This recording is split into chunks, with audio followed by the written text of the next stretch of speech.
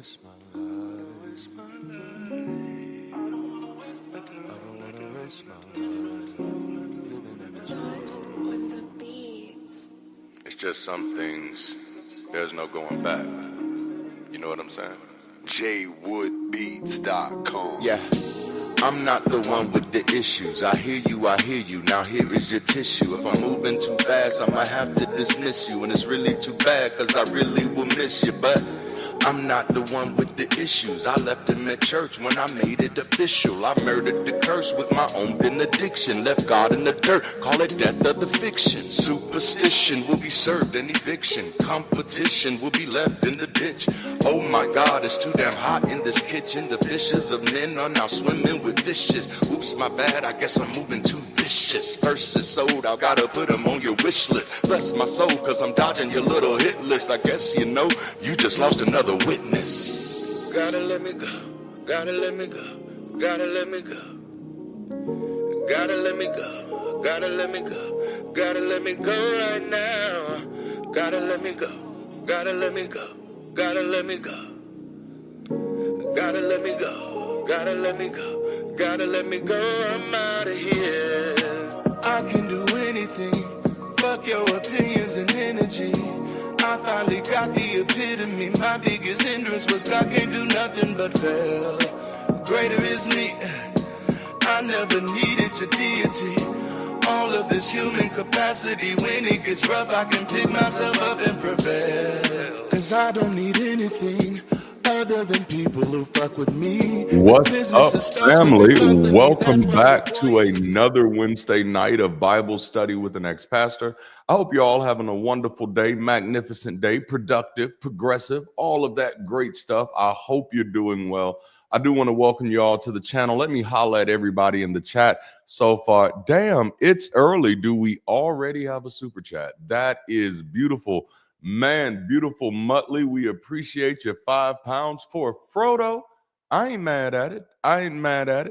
Listen, y'all, thank y'all so much for being here tonight. I see Chris Mallard, the damn network, is in the chat tonight. Lost Explorers Guild in the chat. Obviously, Muttley's in the chat. He's already popped off the super chatting.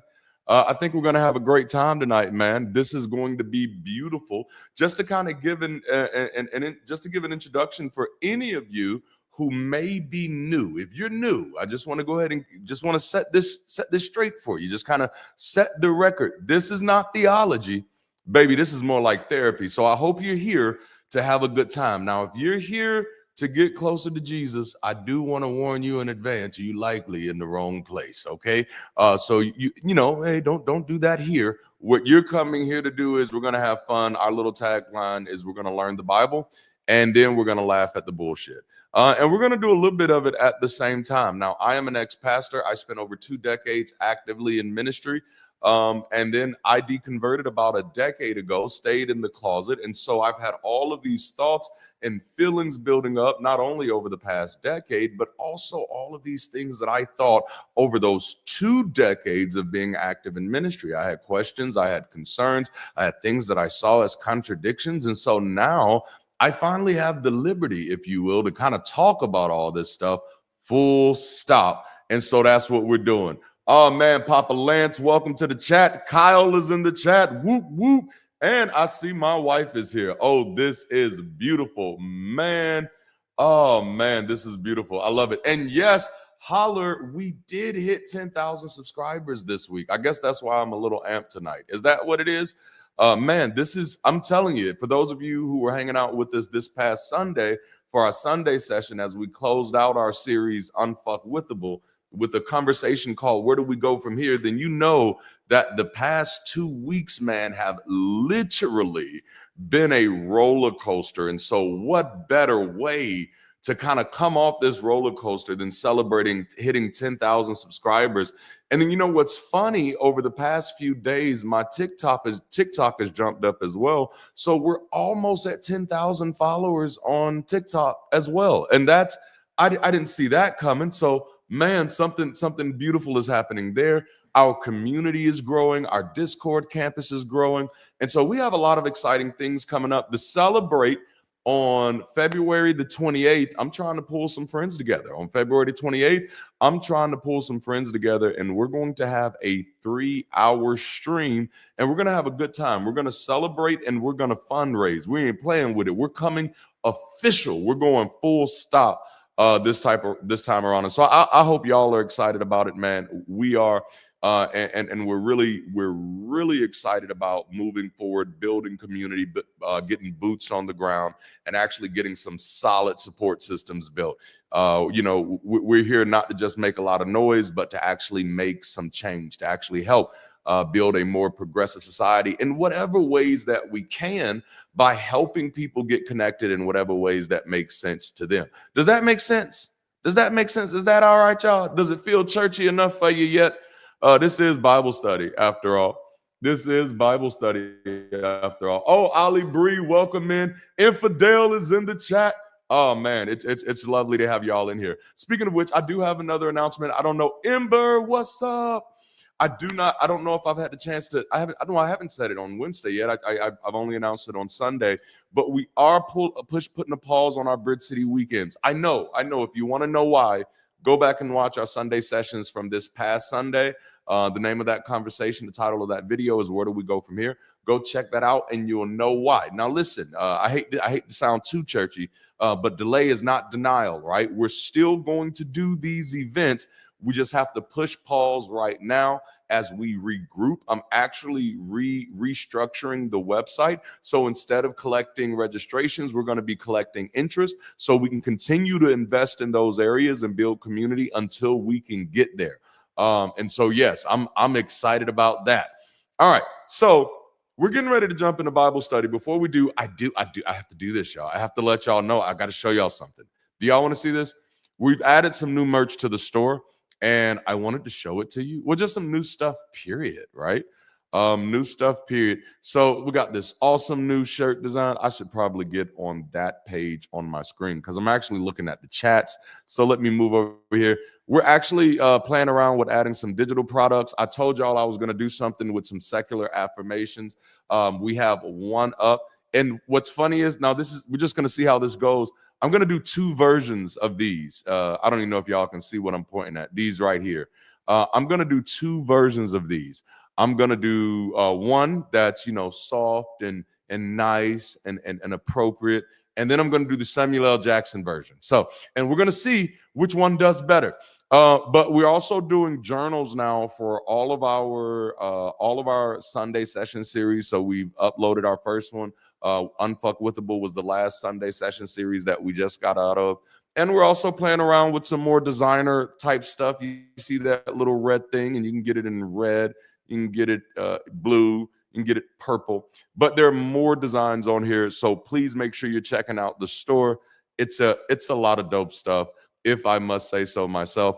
And I am working on getting some of this stuff transferred off of this third-party stuff into our own domain, into our own platform, so that we can also partner with other content creators, helping them promote their stuff, getting their stuff out there, as well as creating opportunity for people within our communities for affiliate commissions and stuff like that. But don't tell nobody I said that. Don't tell nobody I said that. That's just between us. That's just our little secret, because you're here, because you showed up to Bible study on a Wednesday night. You got to get in on the juice. And for those of you that just jumped in at the end of the juice, you already missed it. You now have to rewind to catch the juice. And if you rewind, you're going to miss good stuff. All right. So for the past few weeks, we have had some incredible sessions in these Bible study with an ex-pastor. Last week, we had ex-pastor A.T. Coffee, former Southern Baptist pastor, who I met on the set of, the set of the Heathens documentary, which will be coming out at the end of this year. So make sure you're watching out for that.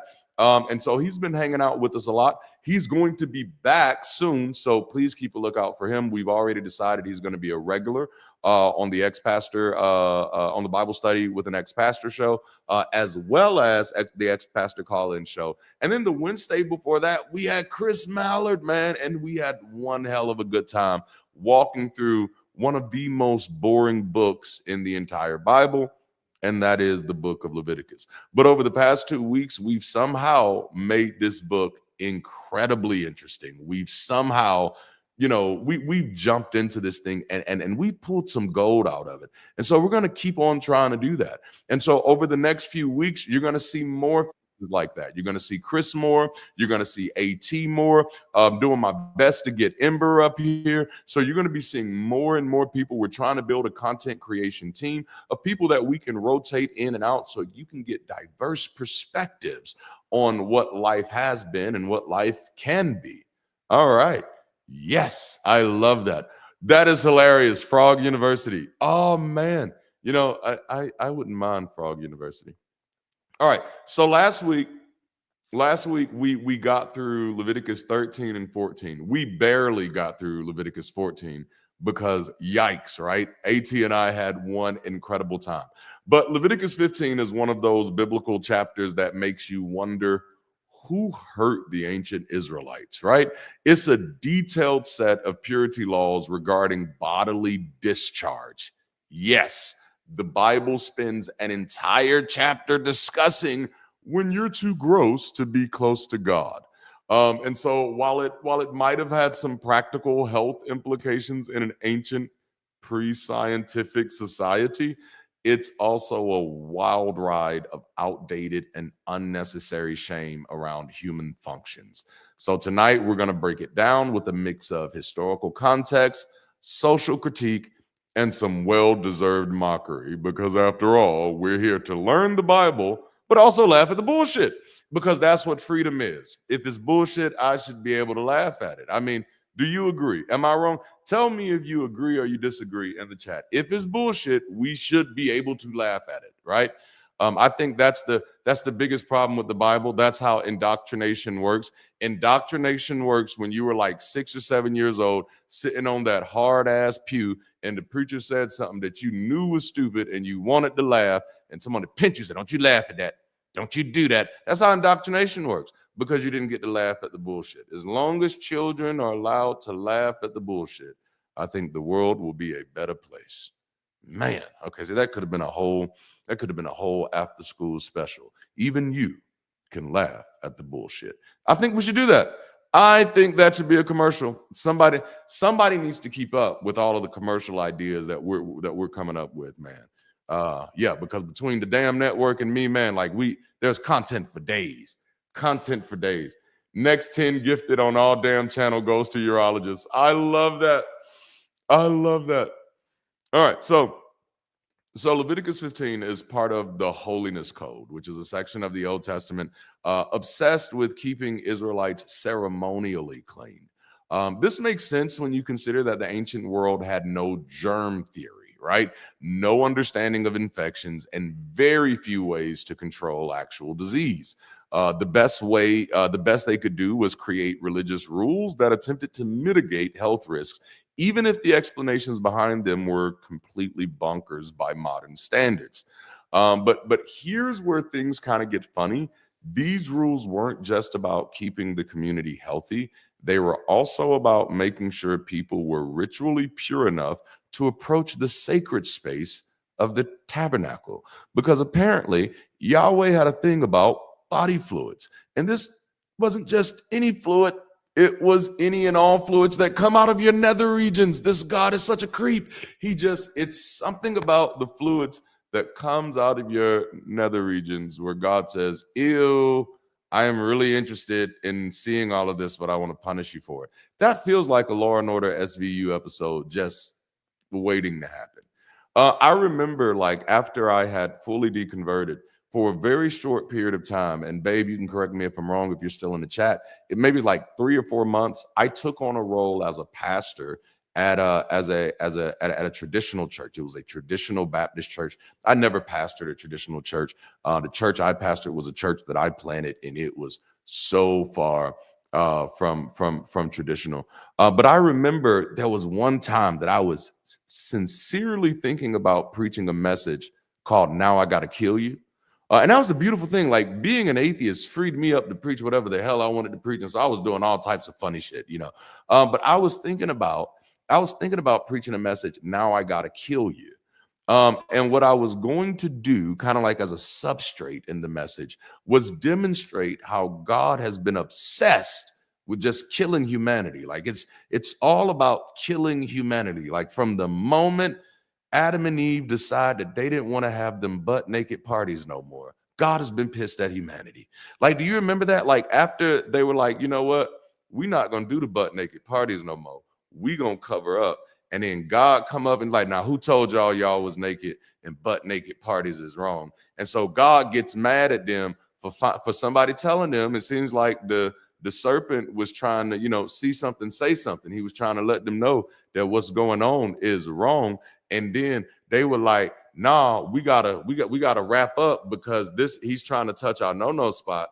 And then God gets mad, and then literally, not only does he kick him out, he puts like angels at the edges and said, if you ever try to come back, I got to kill you. And then like from that moment on, it's always this thing where God says, anytime I see humans, like there has to be blood because these people has pissed me off and now I got to kill them. And I'm like, so that was going to be the message. Now I got to kill you. Now, the sick thing is like there's a way to preach that in the urban context where people will go cuckoo for Cocoa Puffs. They're like, yes, oh my God, come on, preach, preacher, walk, prophet. Like they would go crazy over that. But it's just very interesting because it's like always things that, hey, God would kill you for this, but, kill something else instead. It's just a very interesting thing. Okay. So, again, this is about Leviticus 15 is still a part of this holiness code. And so we're going to start. Let me go ahead and get the Bible pulled up on the screen because it wouldn't be Bible study if we didn't actually look at the Bible. All right. So I'm going to share this tab and then I'm going to pull this up and then I'm going to drop me. There you go. So you can get a better view of that. And then I'm going to biggie size this. All right. Which means I can no longer see the chat over here. So maybe. All right, I can see a little bit. What's up from New Jersey? I know that. Yes, here to stay. I love to see you. Jason Manuel, Patriot Government TV. Nice to see you in the building. All right, I love y'all. Thank y'all for hanging out with us tonight at Bible Study with the Next Pastor, where we are here to learn the Bible while giving ourselves permission to laugh at the bullshit. And so if you've never laughed before, I tell you, get ready to laugh your ass off tonight because we're in Leviticus and there's a lot of shit to laugh at in Leviticus. So we're starting in Leviticus chapter 15. We've already made it through 14 chapters. Let's see if we can at least get through 2 chapters tonight.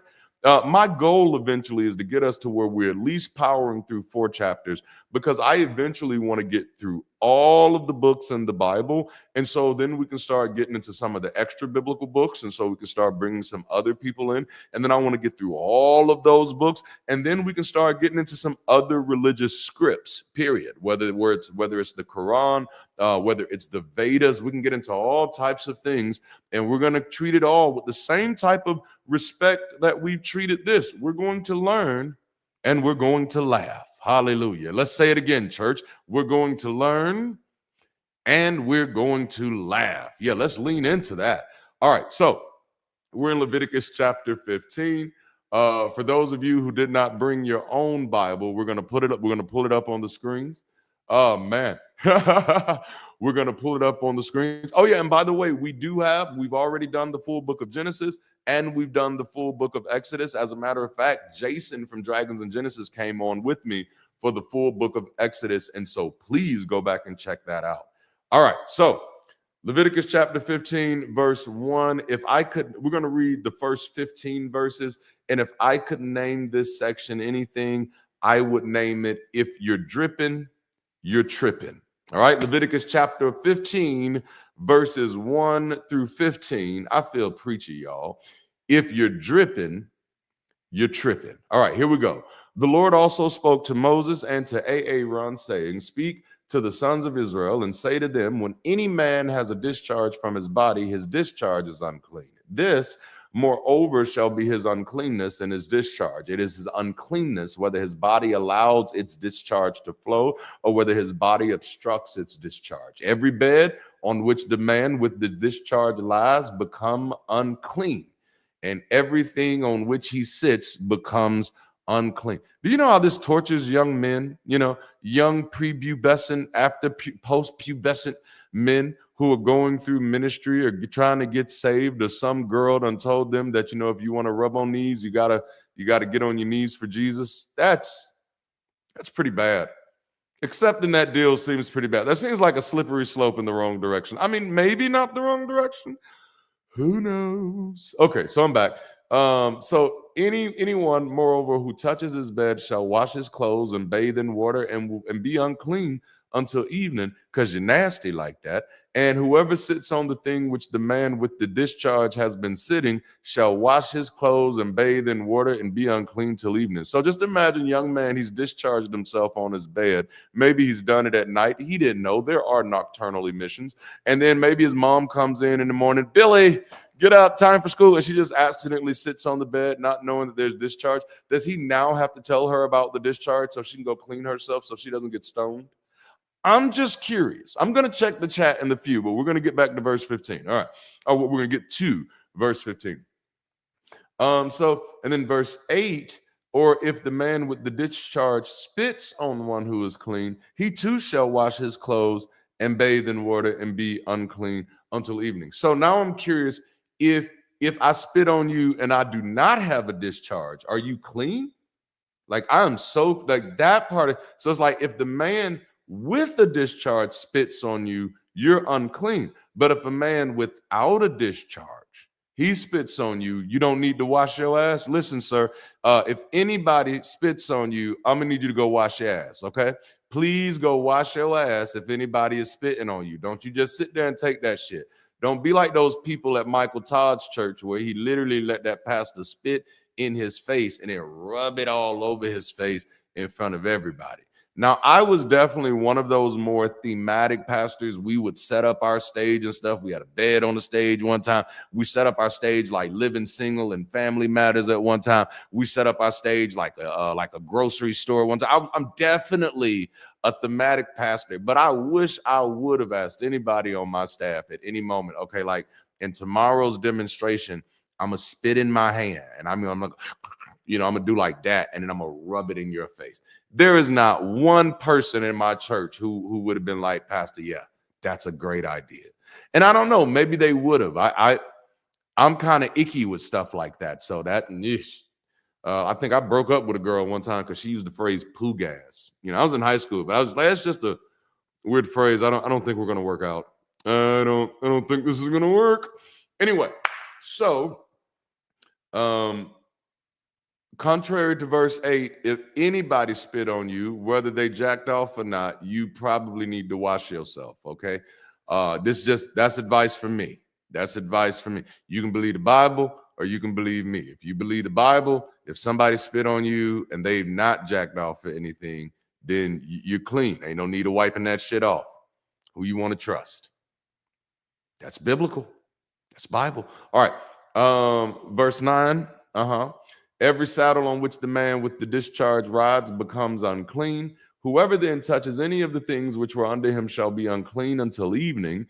And the one who carries them shall wash his clothes and bathe in water and be unclean until evening. Likewise, whoever the man with the discharge touches without having rinsed his hands in water shall wash his clothes and bathe in water and be unclean until evening. And so like again, the quiet part that's not being said right here is they can't just look at you and tell that you've had a discharge. So you've got to announce this shit. You've just got to be like, hey, I had a moment of temptation and beat my meat this morning. I should have told you before I shook your hand, but now that I've shaken your hand, you really need to go take a bath or Yahweh's going to kill you.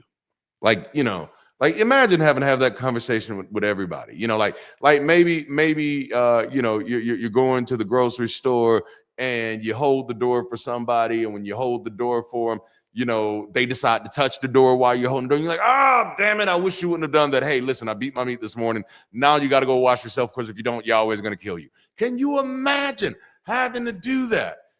Oh my goodness. This feels like a Dave Chappelle sketch and I'd pay good money to see it. I would. Okay. All right. I'm sorry. I know this got vulgar, but it's Leviticus, guys. It's about discharge. I don't know. And it's not about sneezing. It's not about coughing. It's not about earwax. It's about nether region discharge, which is a special kind of discharge, Interesting. All right. So, verse 12, however, an earthenware vessel, which I'm coming to the chat. I promise you, I'm coming back to the chat.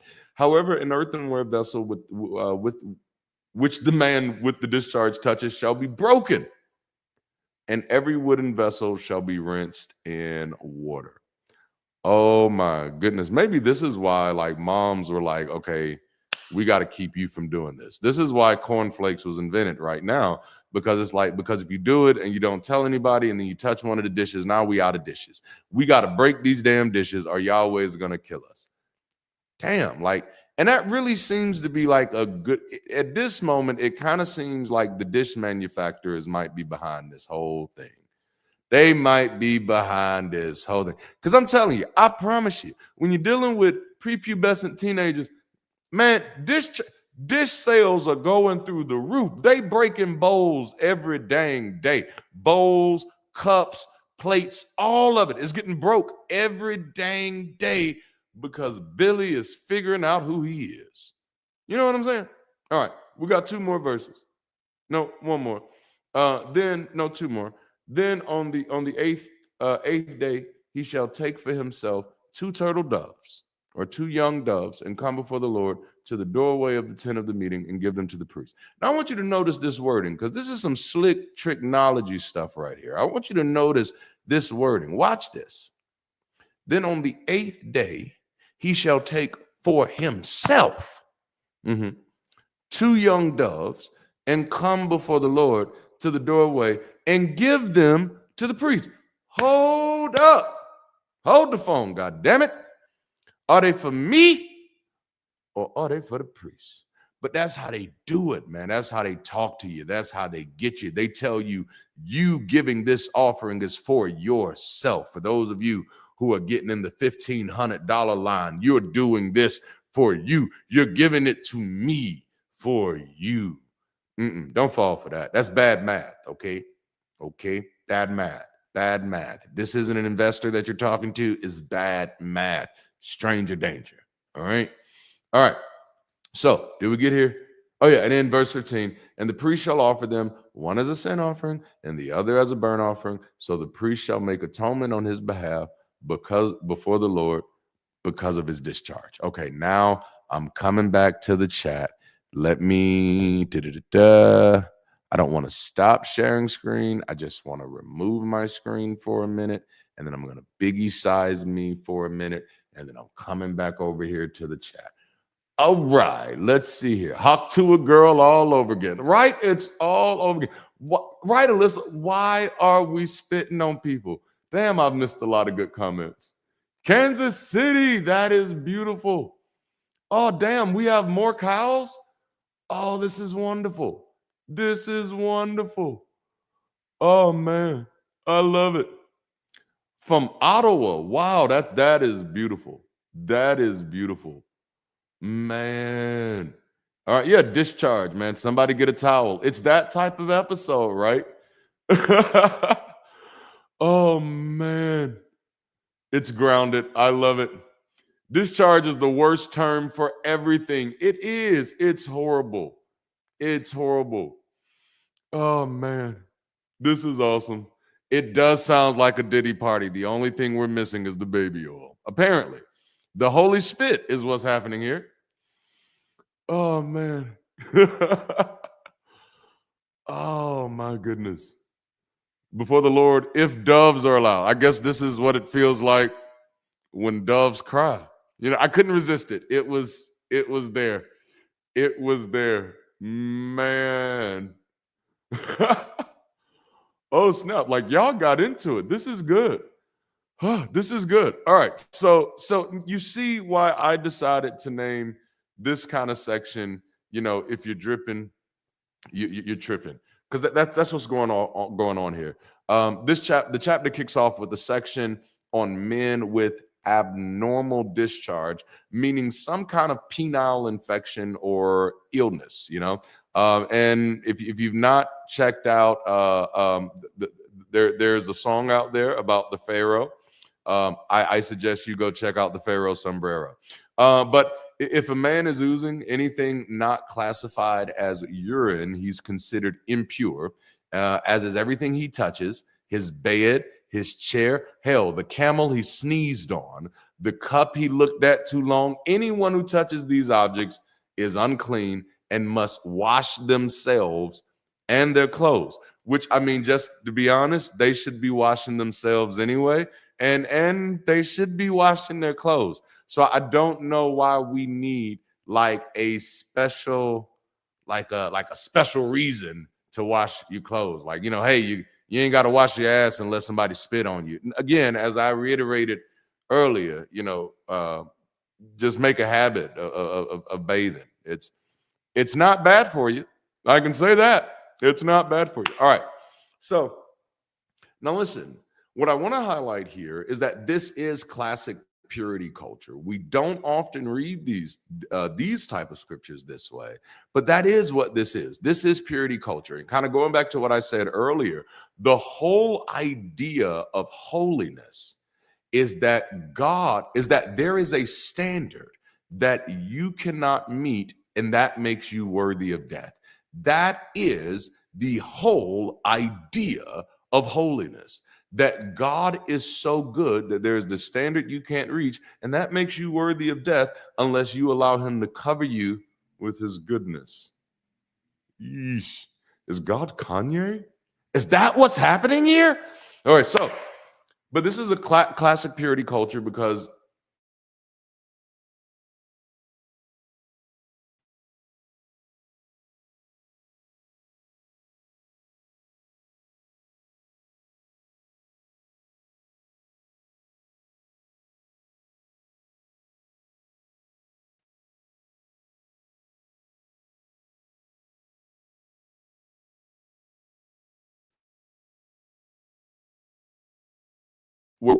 offense. Now, I'm for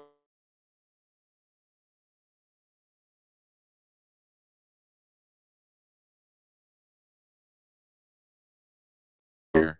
I'm back. All right, good. I can see me now.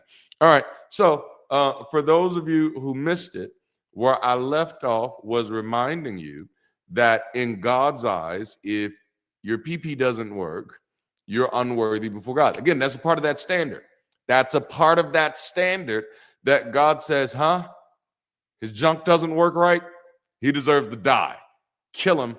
He needs to go wash and kill some turtle doves, or I'm going to kill him. So it's not just if it hasn't been chopped just right. If it doesn't stand up when it's supposed to, God has a problem with you. And if you think about this now, for many of you who say, well, you're just taking it out of context, and admittedly, I could be, because I am being somewhat tongue-in-cheek, but I am very familiar with the story of David, where the way that they knew he died is that they put a young virgin in the bed with him, and his joint didn't go up.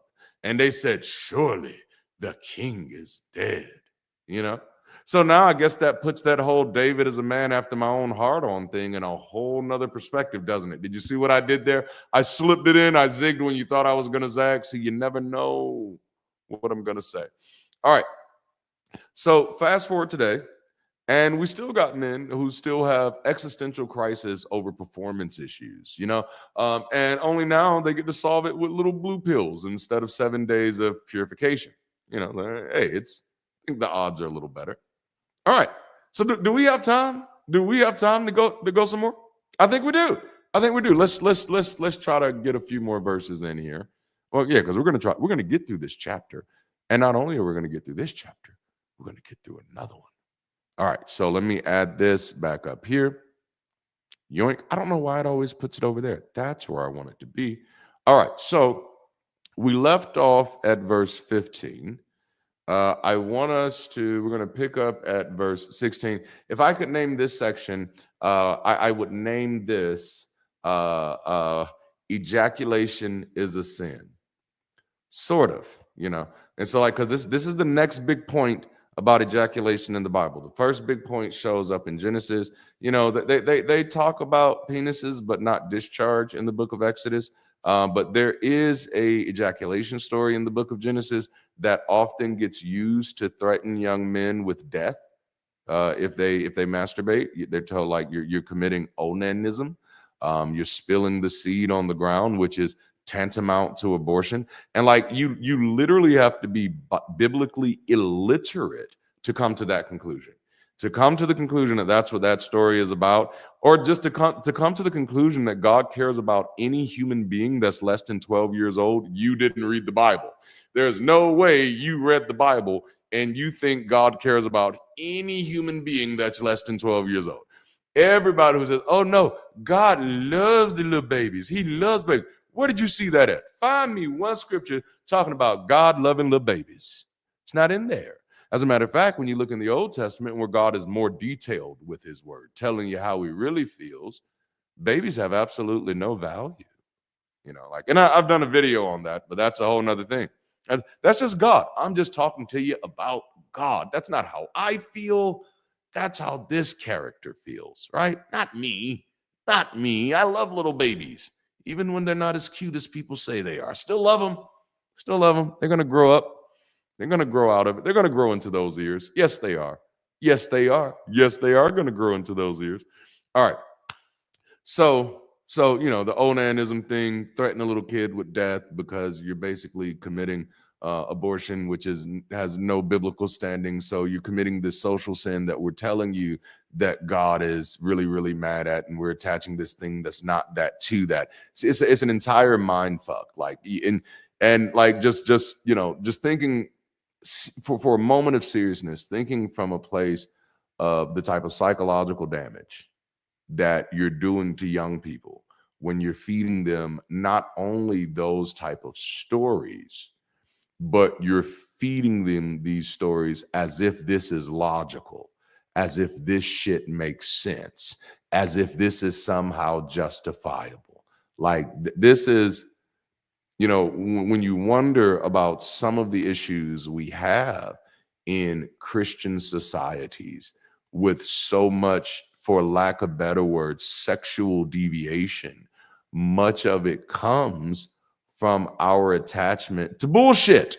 All right. And the further away we get from the bullshit, the better. Didn't mean to scare y'all like that. Let's get into these two verses. So if I would name this section anything, these we're going to read 16, 17, and 18. I named this ejaculation is a sin, sort of. So verse 16, now if a man has a seminal emission, he shall bathe all his body in water and be unclean until evening.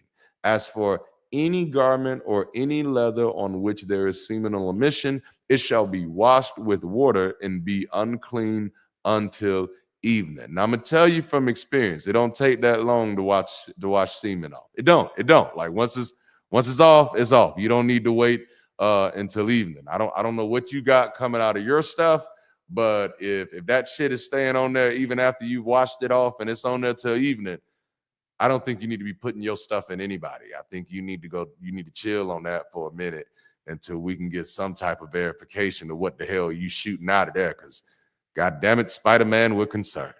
All right. So, and then verse 18, if a man sleeps with a woman so that there is a seminal emission, they shall both bathe in water and be unclean until evening. Now that's kind of sexy and kind of dirty, so I ain't mad at it.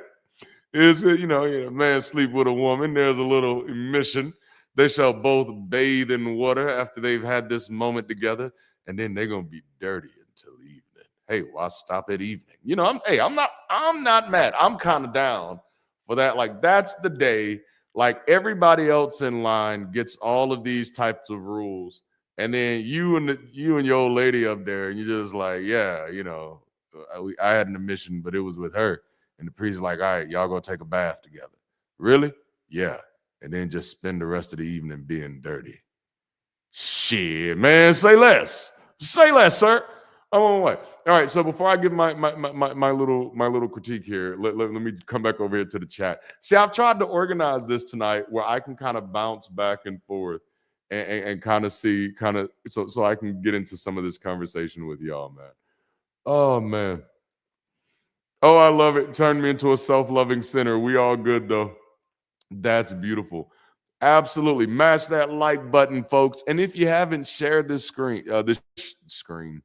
Share this stream, share this stream. I promise you, somebody's going to be really happy that you put this in their inbox, their text message, or their email, or anything else like that. Man. And the world got better when the Pharaoh started regaling us with this tragic tale. I love that. Lots of culture, not a ton of censorship. It's a supportive place as much as folks want to engage. That's absolutely. Man, this is beautiful. It seems like this chapter is saying that if you discharge, clean yourself with water. Is that it? Am I missing something? That seems to be the entirety of it so far, except for the times that you got to take the turtle doves. There was that, which is very interesting. This chapter is longer than the month of January. I love that. Oh, man, this is beautiful. Beware of the man with one book. Oh, snap. It went too far away. Okay, there we go. That's beautiful, man. Demon semen. Yeah, that's what that is. I mean, if it takes that damn long to clean off, it shouldn't take that long to clean off. Thank you for sharing this, Muttley. I love you. Let's get these likes up there. Oh, man, that's beautiful, truck driver. I appreciate it. And Jason is in the chat. Dragons in Genesis. Beautiful.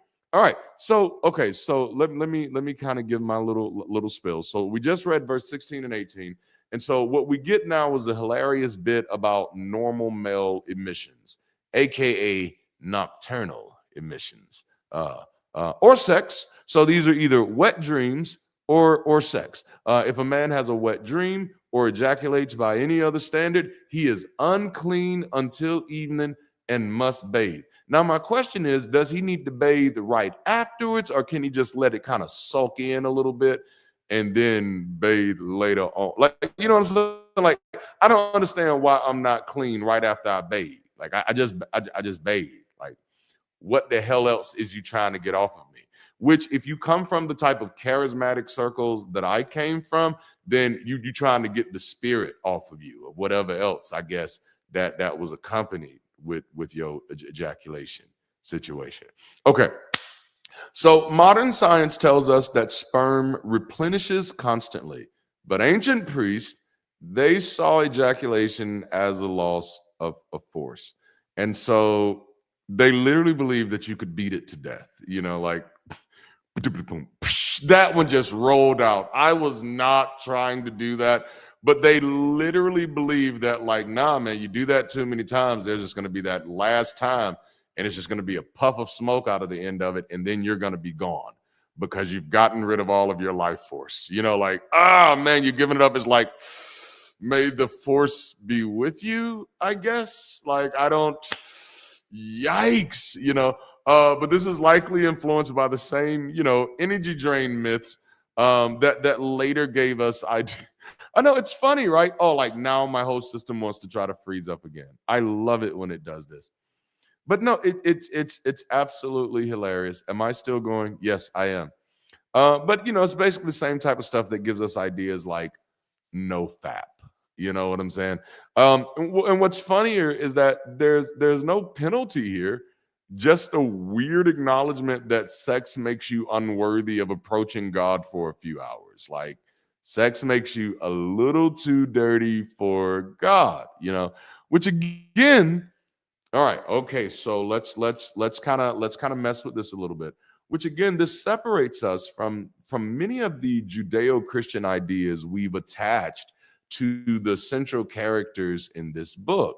And one of those central ideas, this is gonna fuck with you a little bit, because we've taken these words like created in the image of God and stuff like that, but then we don't contrast them with the differences that kind of get highlighted in other parts of God. Because this God that's in Leviticus is absolutely grossed out by humans, the humans that he created. He's absolutely grossed out by their bodies. He's grossed out by their boobies. He loves chicken boobies for whatever reason.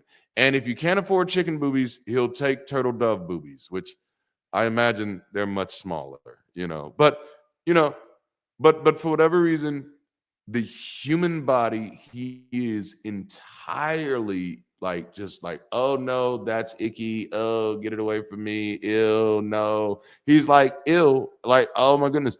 That doesn't sound like somebody who created you, who put you on the potter's wheel and formed you. There's so much contradistinction here. And I'm distracted because my stream keeps freezing, and I don't know why. Like I am Ethernetted up, you know. Yeah, it's a dead beating. Oh, that is hilarious. Yes, yes. And so again, like it's very interesting that there is no penalty here. God is okay with sex, but just don't show up right after you do it. He needs time to cool down. Which honestly, I feel like that's how most Christians treat it anyway, right? Because like there is this ideology that there are a bunch of people out here who are living like Christians, and I'm like, where do y'all get that from? That's how you know. That's how you know there's not enough ex-pastors in the secular community, because the more pastors deconvert, we're gonna tell you the fucking truth. There's not a lot of Christians out here. No way. No, no, no, no, no, no, no, no. But because quite honestly, most of them are just gonna say, God knows my heart. Most of them are gonna cherry pick the Bible to approve whatever they want to do. Like the funny thing is, I know people who sin less now that I've left because the church loves sin. There's nothing more than sin that they love. That's why they have so much doctrines about sin, because it's such a big issue with them. Like, and apparently it's always been that way, because even when you look in the early days of the church, and I'm just going by this based off how a believer would approach this, even in the early days of the church, I mean, in Paul's day, you know what I'm saying? When he writing books like Galatians and First Corinthians and Second Corinthians, hold up, let me do this in air quotes. When Paul is writing books like Galatians and Ephesians, he basically says, Christians, y'all so bad, I gotta tell y'all that y'all need to stop sleeping with your mamas. This is what Paul says. This ain't me. I'm not making this up. Paul says it. It is clear as day in Scripture. Paul says it. He says y'all got to do it. So Christians, like sinning is just something they love, and they get so inventive with it. They find so many different creative ways to sin. Christians are some of the most creative sinners on this planet. They've turned sinning, if you will, into an art form. Christians, they just find a way to sin. They cannot stop themselves from sinning, which is why, like, the whole marketing of the church, especially of churches that actually grow, the whole marketing is everybody's church is the perfect church for people who aren't. You know what I'm saying? Like that's the whole marketing thing now, which is twofold. There's two reasons they lean into this. Damn, I'm giving away some secrets now. There's two reasons they lean into this. Number one, that's them being able to admit from the very beginning, without having to say the quiet part out loud, that this gospel and this spirit and this God has absolutely no power to transform. That's what you're saying when you say this is perfect church for people who aren't perfect. You know what I'm saying? Even though Matthew chapter 5, verse 48 says, be ye therefore perfect as your heavenly Father is perfect. See, anyway, so I'm just saying, oh, somebody caught the Jeff. Oh, I knew Chris would catch the Jeff Goldblum reference. Yes, it was magical. Let me see if my computer's acting right again. It is. That makes me happy. That makes me happy. All right. So I think we've gotten through some just. That's right. If you don't sin, Jesus died for nothing. So get out there and sin. I promise you, your pastors are. Your pastors are. Oh, they're sinning so good. Like they're turning that shit into a whole nother type of art form. You know what I'm saying? Like it's amazing. It's amazing. I'm telling you, people, there will be novels written about the sins of pastors, great legends, if you will, epic stories of wonderful fanfare, or you can just like Google some shit and find out some stuff right now. Like, I think I've mentioned this guy before, but I mentioned him because his story is so interesting. He was an up and coming young pastor, and he wasn't young when he died. It was like middle age, but his name was Zachary Timms. He was a mega church pastor in Orlando. People said he looked like a light-skinned Will Smith. He was very, very charismatic. To me, he actually wasn't that good of a preacher. You know, he was just very fluffy and just really excited. But people like that. People in the church, they like shiny things, you know. They really like shiny things. And so he was really shiny, you know, and then one day he died. And he died in a hotel room with a whole bunch of cocaine. And apparently there was a stripper that he had been paying for a while from Paris. And I was like, holy shit, this is a hip hop video. You know what I'm saying? Like, damn, like not only is it a hip hop video, like if someone did this video and the scene opened up like this with the dead preacher with cocaine and a stripper from Paris, like you about to see Kanye West and Jay-Z and Kendrick Lamar, they all about to jump on this shit. Like this about to be crazy. Rick Ross going, you know, just randomly, like what? But yeah, that happened. And then after that, his wife, because he was a co-pastor situation, his wife, and I hate to mention her name, but you know, she didn't do anything wrong. Reva Timms, she was supposed to be able to take over the church. That's not what happened. She got screwed out of her own husband's church. And this was actually a mini political scandal in the church world. I think if you scrape the internet far enough, you will find a video clip of another mega church pastor from Texas who was a part of that church's board. His name was Bishop I.V. Hilliard. He's not hard to find. He actually had a video, and a lot of people are not fans of IV, but this was actually one of those things that I applauded him for. He was one of the people while that whole thing was coming out and saying that woman was being screwed out of her husband's church. And do you know who the pastor of that church is today? Do you know who they screwed her out of that church to give it to? Your new protector of religion, Paula White. This happened like 15 years ago. Like, yeah, man. It's interesting. Very interesting. And I will say it was just about 5 to 8 years prior to that when Paula White had become Donald Trump's faith advisor. And this is long before the presidential shit. Like, see, this stuff has been in the works for a very, very long time. All right, we're supposed to be having Bible study now. Okay, how y'all get me off subject? Well, y'all didn't. I was actually trying to get my computer back working because everything is acting up. See, I'm freezing again. I don't know what's going on. A whole website's of Arrest of Pastors anyway. Yes, a Tyler Perry film. I mean, it really is, man. Damn, like Tyler, if you're watching, damn, I can't get no money from it. It's a true story. Shit. Maybe. Okay, I'm thinking. All right, are y'all ready to get to the next part? Oh, I love this. All right, so let me share my screen again. And it's going to take forever. All right, perfect. And all right, so we're going to read verses 19 through 30. If I could name this section, it would be called the dreaded menstrual purge. Let's see how this works. All right. When a woman has a discharge, if her discharge in her body is blood, she shall continue in her menstrual impurity for 7 days. Remember, I told y'all this is basic purity culture madness. And whoever touches her shall be unclean until evening. So again, the quiet part out loud is not just that you have this discharge, you're having this moment. It is also that you have to announce it to everybody you come in contact with, lest you risk them being under Yahweh's judgment and condemnation. This is pretty fucked up, okay? It says, anyone who touches her bed shall wash his clothes and bathe in water and be unclean until evening.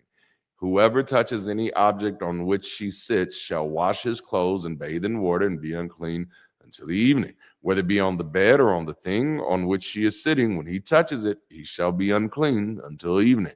If a man actually sleeps with her so that her menstrual impurity is on him, he shall be unclean 7 days, and every bed on which he lies shall be unclean. Poor fellow, right? Now, if a woman has a discharge of her blood for many days, not at the period of her menstrual impurity, or if she has a discharge beyond that period, for all the days of her impure discharge, she shall continue as though in her menstrual impurity. She is unclean. Damn. Any bed on which she lies all the days of her discharge shall be to her like her bed at menstruation. And every object on which she sits shall be unclean, like her uncleanness at that time. Likewise, whoever touches them shall be unclean, and shall wash his clothes and bathe in water and be unclean until evening. When she becomes clean from her discharge, she shall count off for herself 7 days, and afterwards she will be clean. Then on the 8th day, she shall take for herself 2 turtle doves or 2 young doves and bring them to the priest to the doorway of the meeting. And we see that same foolery going on here.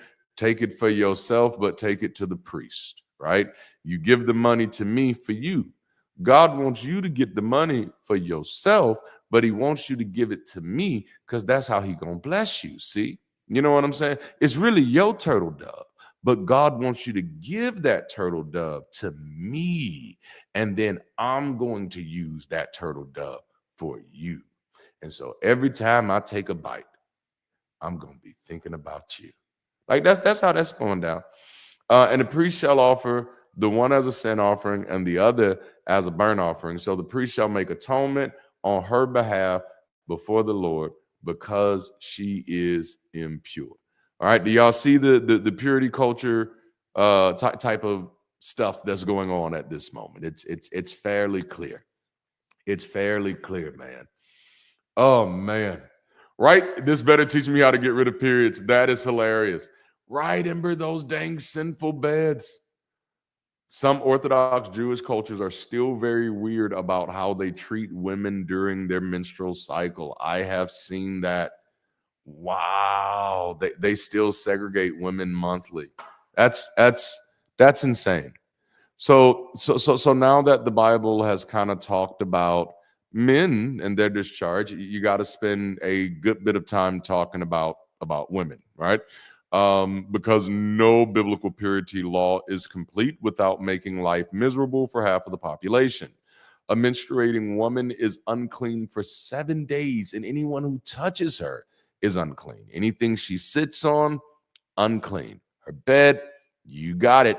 If a man so much as touches her, he's unclean till the evening. And if he has sex with her, which would have been highly taboo anyway around that time, he's unclean for 7 days as well. And if a woman has an abnormal discharge, which is likely some kind of infection, she has to endure an even more intense purification process involving doves or pigeons sacrificed by a priest. And so you heard it, folks. Next time you're dealing with an itch, you don't need to go to the hospital. You don't need to go to the pharmacist. You need a priest and a couple of turtle doves. And that'll take care of that clap for you. Yay. All right. So like this is probably the ancient world's worst take on menstruation, treating it like damn near demon possession. This wasn't just an inconvenience. It made life for women socially isolating. In some ancient cultures, including those influenced by Leviticus, menstruating women were pushed into separate tents and avoided like plague carriers. Imagine how this would have impacted their mental health and sense of worth. And then the kicker is, if she continues bleeding, which you remember the infamous story from the New Testament, the woman with the issue of blood, which of course could have been caused by anything such as fibroids or other conditions. The only way to purify herself then would have been to sacrifice an animal. And just to mind you, a part of the reason why the animal is considered a sacrifice is not because you're killing it; it's because it's yours. You understand?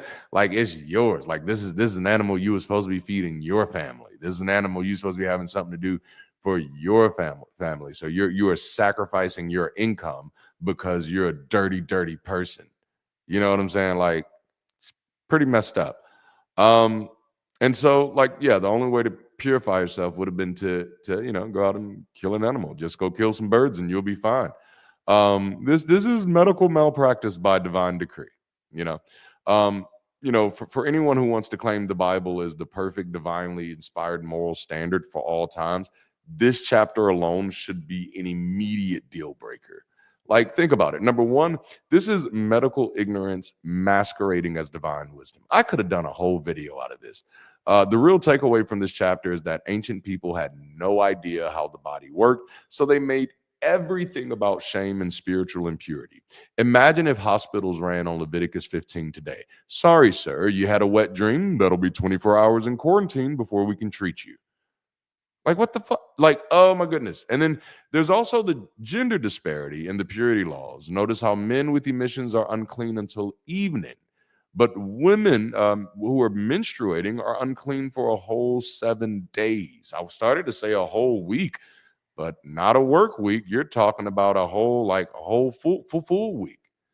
It's almost like the people writing this may have had a teensy, weensy bit of bias. Maybe. I'm just saying. I don't know. But it does feel like it's kind of baked in.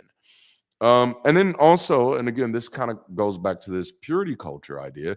It's the idea that natural functions are somehow sinful. The fact that normal, healthy bodily functions make people temporarily unworthy, not just before God, but unworthy even to interact with other people, is absolutely absurd. This is a textbook example of religious purity culture creating unnecessary guilt for things outside of human control. And as I've kind of highlighted, there's also this idea of a God who hates fluids but loves blood sacrifices. How the fuck does that work? Remember, we've read a lot in the book of Leviticus, and some of these earlier chapters, there was great detail of like, oh yeah, make sure you put your pinky in the blood. Put some on the ear. Oh, yeah, put some on the ear. And then I think in the last few chapters, they kept putting blood on the toes and everything. But now, all of a sudden, if the blood isn't coming from the neck of a goat, and if it's not being dipped on your toe, because God has a feet fetish apparently, and I can build on that. But now it's a problem. Like, I don't understand. It's weird. Yahweh can't handle a bit of semen or menstrual blood, but he has no issue demanding the constant slaughter of animals. The real question is, who's the real gross one here? You know what I'm saying? And if you think about it, especially the way Christians kind of present God at times, God really does seem like this sociopath who's trying to convince you that you're the problem.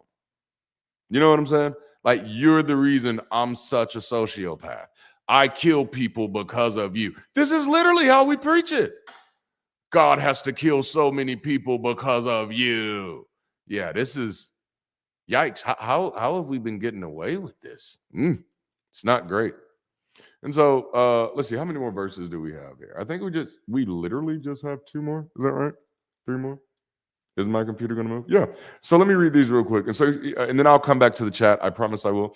And so you shall keep the sons of Israel separated from their uncleanness, so that they will not die in their uncleanness by their defiling my tabernacle that is among them. This is the law for the one with the discharge, and for the man who has a seminal emission, so that he is unclean by it, and for the woman who is ill because of menstrual impurity, and for the one who has a discharge, whether male or female, or a man who sleeps with an unclean woman.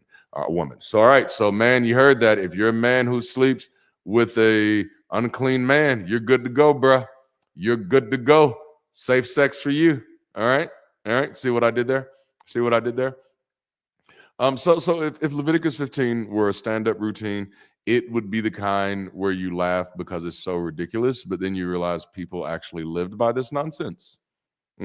And then you'd immediately get sad. Imagine a priest back then doing inspections like some kind of TSA agent. Sir, you seem to be leaking. Step aside for ritual cleaning. Ma'am, I saw you sitting on that chair. I regret to inform you that it must be burned. You and your wife had, little afternoon tonight. That'll be a 24-hour cool down period before prayer, please. And this, folks, is why the Bible as moral authority today is like using a 2,500-year-old textbook to perform surgery. Sure, it's got some interesting historical context, but maybe, just maybe, it's time to move on. All right, so let me come back to the chat. Let me come back to the chat and see what's going on. My computer is going slow every time I switch tabs, and it's probably my fault because I have too many tabs open. Oh, man. How many people claim to be unclean just to avoid a hug from a creepy uncle or to get to take a bath, I wonder? Holy snap. Yes. Like, and that's like a real thing. Like, that's damn. Mac says, now I have even more questions. I do too, Mac. I do too, Mac. And yes, Muttley, I do think there's that loophole to be gay. I think it's there. As long as you're sleeping with an unclean man, you're safe. You're safe. Oh, man. All right. Well, let's see if we can get through another chapter. Yeah, I think so. I think we got some time. Let's see if my computer's going to move fast enough. I'm going to stop touching stuff because I think one of the times that I did this that I completely like blacked out for a while and had to, like, not me but the computer. You know what I'm saying? You know what I'm saying? Let's see. Okay, y'all see my screen changing? All right. So we're at Leviticus chapter 16. I will come back to the chat in a few. I do want to make sure all of my stuff is running right now, and it does look like it is. In Leviticus chapter 16, this is kind of like the OG scapegoat and God's annual reset button. This is the one. If you're looking at my screen, and for those of you who've been wondering, well, you shouldn't be wondering because it is on the screen, but I'm pulling these scriptures from the New American Standard Bible. I use that one because that's what when I was a preacher, that's literally the version that I primarily preached out of. Even when I deconverted for almost a decade, I continued, even while being an atheist, to write sermons for other pastors, to write out their messages and stuff like that. And I would use NAACP. That's funny. Now I want an NAACP version of the Bible. Oh, that skit. Damn it, Chris, I don't know if you're still here, but somebody, that has to be a skit. NAACP version of the Bible. I'm going to be reading from the NAACP version. Oh, there's so many jokes. Saturday Night Live, where are you when a brother needs you? But this New American Standard Bible, that and the Passion Translation, I loved writing sermons out of for pastors because it's basically these uber duper progressives who are trying to make this New Testament as humanist as possible. And so it was really fun to take it and twist it. All right, so Leviticus chapter 16. If you've ever thought, man, I wish I could just throw all my mistakes onto a goat and call it a day, then congratulations. You've just discovered Leviticus chapter 16. This chapter introduces Yom Kippur, the Day of Atonement, ancient Israel's version of holy shit, we messed up all year. Let's fix this before Yahweh smites us. In a world before self-reflection and accountability, the best solution for sin was simple. Kill a bunch of animals, send one into the wilderness, and hope God is satisfied. So let's take a sarcastic deep dive into this ancient religious ritual and why it should absolutely not be used as a moral standard today. All right, so, this is going to be so fun. All right, so again, the context of Leviticus 16 is, this is the ultimate do-over, right? It's smack dab in the middle of the holiness code and serves as a divine tutorial on how to reset Israel's collective sin score back to zero, So it's just like, you know what? The priest said, okay, like at least one time, we just got to do this for everybody. It's almost like teachers when they take an administrative day, you know what I'm saying, at work, and it's really just, it's really their way of saying, y'all, we really tired, okay? We really tired, so we're just going to do everybody at the same damn time. And so the chapter is kind of structured like a religious video game. So in level 1, you're going to enter the Holy of Holies without dying. Level 2, you're going to sacrifice a bull for your own mess. Level 3, choose the right goat. One dies, one escapes. What happens to the one escapes? Who knows, right? And then there's a bonus round. Burn everything, wash up, and act like it never happened. Again, welcome to the gospel, folks. All right, so this entire spectacle is led by Aaron, the high priest, because apparently even the holiest man in Israel is too sinful to approach God without a multi-step purification ritual. Like, damn, like you got to go through some stuff to do this. All right, so let me jump in the chat real quick. Just make sure that I'm acknowledging everybody. Make sure I'm not missing anybody. Again, my screen may freeze a little bit. Yeah. All right, see now, oh, that's freezing a lot because I have chats that are not showing up over here that are showing up over here. So what I'm going to do, I'm just going to use that as an excuse. Oh, I can't close that tab. Oh, because I'm frozen. Can y'all see me still? Can y'all hear me? You're going to have to let me know in the chat. This whole screen is frozen up. Now I can see it. I'm here. Notes taken. I love it. Thank you. Thank you, Chris. Yes. Yahweh needs to see a therapist about these goats. Absolutely. Do you think it's a whole Tower of Babel situation? Because they're always climbing on stuff. Now, damn it. That's a whole nother other skit. There has to be a skit about God's obsession with goats and correlating that with the Tower of Babel because they do be climbing like a motherfucker. Like, yes, that is, damn it, that's genius. All right, it's nice to be unfroze. I know y'all can see the scriptures, but I'm not on that page anymore. I wonder, can I just do this from memory? No, I can't because I hated this book. I think I've been very, very, very honest about that. Very honest. Volume down. You want to check what people are saying? That is so true. I should be doing this on my phone. That would make so much, as far as keeping up with the comments, so much a better difference. Because then I just want to biggie size this, and I can't. All right. So we're gonna read through. We'll start with the first 4 verses, and we're going to be breaking down this divine drama. And if I could name this section, it would just be called the high risk job, right? And that's entering the Holy of Holies. And there was about maybe 5 or 6 years of my life where I was absolutely obsessed with the Holy of Holies and the Ark of the Covenant and the mercy seat and being behind and beyond the veil and all that great stuff. And so let's see how this goes once my computer stops freezing. I should have been taking this moment to close some other tabs. Actually, I can't even see my mouse anymore. Oh, I'm frozen again. What a wonderful world that we're living in. I'm going to take this moment to drink some water. Oh, snap. Okay. I hope this one isn't the big one, Elizabeth. Oh, it feels like the big one. Is it going down? Not like Young Jock going down. I felt like I moved a bit and then stopped a bit. Let's see what we're doing now. Oh my goodness. Oh, I see my mouse again. All right, so that's enough for me to start. All right. So if y'all can hear me okay, y'all let me know in the chat. It may take a little while for it to respond, but if you can hear me okay, let me know in the chat. And I shall continue. And we shall journey on, and we shall journey strong, and we shall journey well. And if y'all are letting me know, apparently I don't get to find out. I won't get to find out until all this stuff goes away. This is what I get for doing so much stuff today.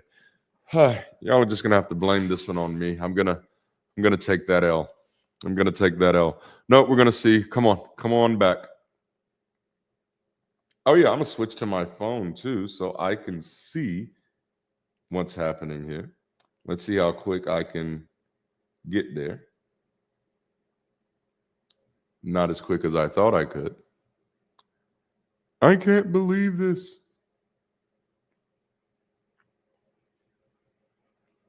All right.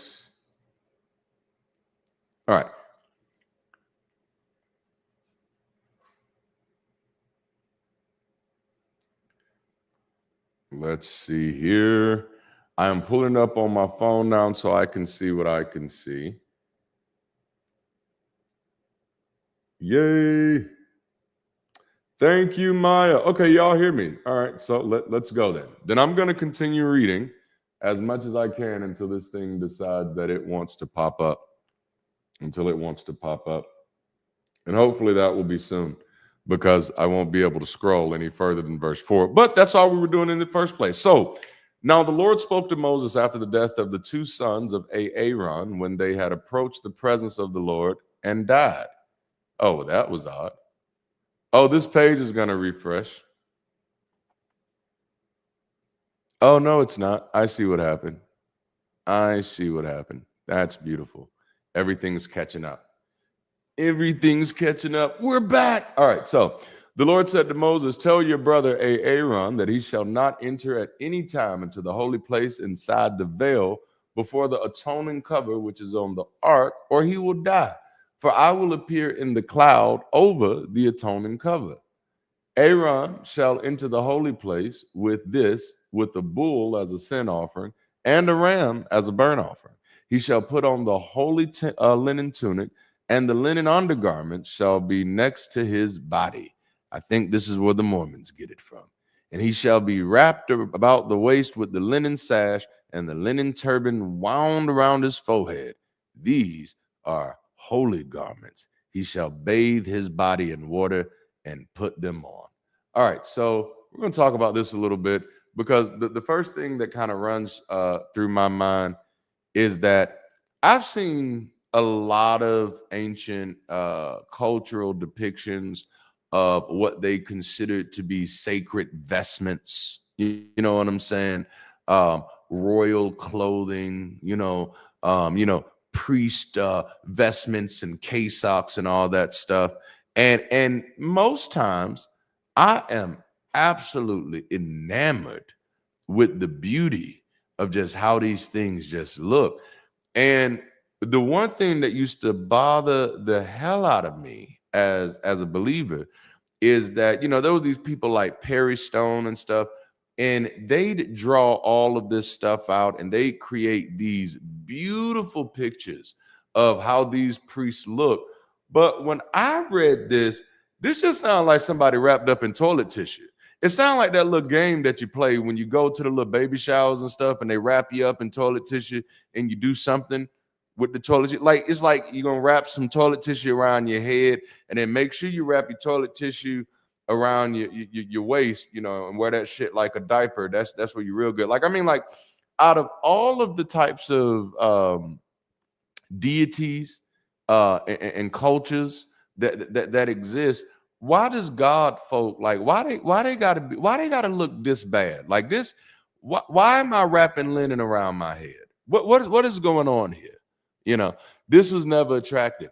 And then, like, let's be honest, doesn't sound like they're dressing up to be priests. This sounds like some WWE type stuff. Like, I don't know, is it still called WWE? And I'm looking over this way every now and then because I'm closing the hell out of these tabs because I don't like freezing up. I never freeze, except for a few minutes ago, apparently I froze. But still, it just kind of, because scriptures like this exist, we have to deal with people like the Hebrew Israelites, and where they go out and they dress up like the ultimate warrior because they trying to mimic what they see in this. And I always want to tell them, like, you close, but it just don't look toilet tissue enough. You got to really go for like the gift wrapping tissue look if you really trying to be holy. If you really you really want God to be okay with how you look, bruh, you got to go for that gift tissue look. It needs to be more frumpled than this. Okay, you look like you trying to glory in the flesh. You can't do that. You got to let your boasting be in the Lord. You understand? Hallelujah. That's good stuff. All right, I've closed out some tabs here, so we'll see. We'll see if this does some things. Oh, it looks like I got better immediately. And so I told y'all, like, I would call this a high risk job because Aaron is warned that if he enters the Holy of Holies at the wrong time or in the wrong way, he will drop dead. And like again, there's no way around this. This religion absolutely is a death cult. At least when at least if you're trying to be biblically accurate. If you're trying to be biblically accurate, this is a death cult. Even when you throw these scriptures into some progressive mix of Christianity, there is still this idea, like, we used to love the idea of God's holiness. Like, oh my goodness, God's holiness. We're reading about, oh yeah, if you're not holy enough, God will strike you dead. You get turned on by that shit. That's not healthy. Okay? It's not healthy. It's not healthy to hear that there is a being that kills people for not being clean enough, and then you say, holy shit, I want to worship that motherfucker. Like, that's no, you need to get that shit checked out. All right. And again, I say this stuff sometimes tongue in cheek, but I do need you to understand that I'm being absolutely serious, because as a person who has been from the other side, as a person who has sat on the inside, you have no idea how many children are being damaged living in the households of adults who have a real attachment, delusionally so, to these types of ideologies. It is damaging. It's damaging. All right. Because apparently nothing says merciful deity like a God who operates with the customer service policy of one mistake and you're out permanently. Just imagine having a job where if you screw up the dress code, you die. No second chance, no verbal warnings, just divine vaporization. Like that's more like Charmed style. I was going to say Star Wars, but like the demons on Charmed, they vaporize people with the fireball. But the high priest is essentially a contestant on Israel's God purity, except if he loses, he doesn't just go home. He dies. You dead, Lieutenant Dan. You ain't got no life, Lieutenant Dan. Like that's where that goes, It's interesting. It's interesting. All right, let me come back to the chat now let's see if I can come back to the chat. Maybe I need to squeeze some more tabs closed. All right. Yes, please go feed the evil one, man. Love y'all. Yes. PC, when did you join? Man. Yes, this being kills people over the wrong incense and has tried to kill Aaron before, so he's wise to walk on eggshells. Yes. Oh my goodness, it's funny. John Hudson, nice to have you in here. Maya, thank you so much for that. Congratulations, man. I love y'all. Couldn't have done it without y'all. It's been a beautiful journey. All right.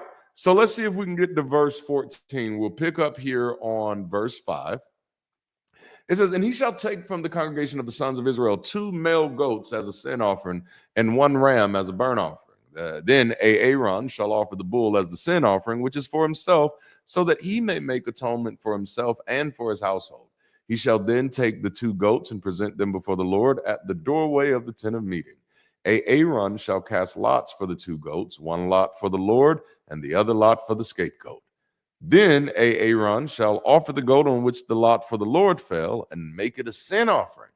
But the goat on which the lot for the scapegoat fell shall be presented alive before the Lord to make atonement upon it, to send it into the wilderness as the scapegoat, which now I feel like it's just some country's person way of not pronouncing the E. And so it's actually the scapegoat, but they from Alabama. And they said, that's the scapegoat right there. That's that old scapegoat. It's a scapegoat, but it's a scapegoat. You know what I'm saying? You heard it. You know what I'm talking about. You know. He shall take a fire pan full of coals of fire from upon the altar before the Lord, and 2 handfuls of finely ground sweet incense, and bring it inside the veil. He shall put the incense on the fire before the Lord, so the cloud of incense may cover the atoning cover that is on the ark of the testimony. Otherwise, he shall die. Let's say it all together, class. This is a death cult. All right. All right. So moreover, he shall use some of the blood of the bull and sprinkle it with his finger on the atoning cover on the east side. So again, blood from bull, God loves. Blood from nether regions, no. All right. And also in front of the atoning cover, he shall sprinkle some of the blood with his finger, because God likes it when you sprinkle that blood. He wants you to make it rain. Rain down on me. Let your blood that's just nasty. It's nasty, but it's not, again, like, I know I'm being somewhat tongue-in-cheek, but there are churches, there are entire denominations that write entire songs, and I'm not just talking about new school, I'm talking about old school and new school, who just love to write these songs about blood baths. just being covered in the blood of Jesus. Like if you really going through a hard time and you got a real charismatic friend, they're going to beg for you to be covered in the blood of Jesus. That's what pleading the blood of Jesus means. I plead the blood of Jesus. I mean, I am so begging for you to take a Jesus blood bath, bruh. What you really need is a Jesus blood bath. It does wonders for your pores. Like it's some weird shit. Death cult, right? It's a death cult. So the whole point of this section of 5 through 14 is sacrificing a bull for your personal sins. But before Aaron can even think about helping Israel, he has to slaughter a bull to cleanse himself. And this makes sense if you assume that somehow bulls absorb human mistakes. Sure, it makes sense. The bull actually absorbs the mistake, so that's why he's killing the bull. And that Yahweh has a very specific taste for atonement. And the best way to purify someone is aggressive bloodshed. If all of those things are given, then yes, this makes sense. And I think we can easily see why no, none of this makes sense, because none of this is a given except for Yahweh's very specific taste for atonement. But this does, just thinking, random thought, blame it on my neurospicy. This does make me wonder if all of the priests were overweight, because there's a lot of barbecuing going on. You know what I'm saying? Like we're 16 chapters in, and I think there's been a barbecue for damn near everything you can do. You know what I'm saying? The only thing you don't got to barbecue something for so far is beating your meat and wet dreams. That you don't got to barbecue. You just need to go sit down somewhere and take a bath. Which that might not be bad advice. I don't know. I mean, I do know. Anyway. And of course, this is kind of where things get weird. Aaron isn't just making a symbolic atonement. He is literally transferring his spiritual debt onto an innocent animal. It's like reverse Chucky, Hasalamadan lalabala, give me the power, I beg of thee. It's like some reverse Chucky shit. Instead of you transferring your body into the child, or into the doll, you transferring your debt. You get to stay in your body, but you get to put your debt onto the child. And in that case, I think Chucky would have preferred that. Like if I could take my debt and put it on the child or the doll, and then the doll goes to prison for my crimes, then hell yeah, that would have been a much different movie. Damn, I want to see that movie now. In the movie, it opens up, and instead of it could be the doll or the kid. It doesn't matter the fuck to me, because I think either way it works. Opens up, give me the power, I beg of thee. And then the cops show up right as the transfer taking place, and they're like, well, damn, he transferred his spiritual debt. I guess we got to take the doll, or the kid. Either way, I think it still works as a great movie. All right. Okay. But you have to butcher it after that. So that movie just went dark, didn't it? Yikes. But imagine if your bank lets you pay off your loans by sacrificing a cow. And while that sounds like that would be incredible, I'll wait while you find a cow to sacrifice. Go ahead. All right. This has been good. Okay, so let me check the chat before we move on to verse 15. And that's if I don't jeopardize the stream by doing so. All right. Ooh, yes. Oh man. Seen the last time. That's funny. It does wonders for your pores. Imagine someone taking communion, just rubbing the grape juice in instead of taking it as a shot. Oh man. All debts are forgiven after 7 years, though. That is, yes.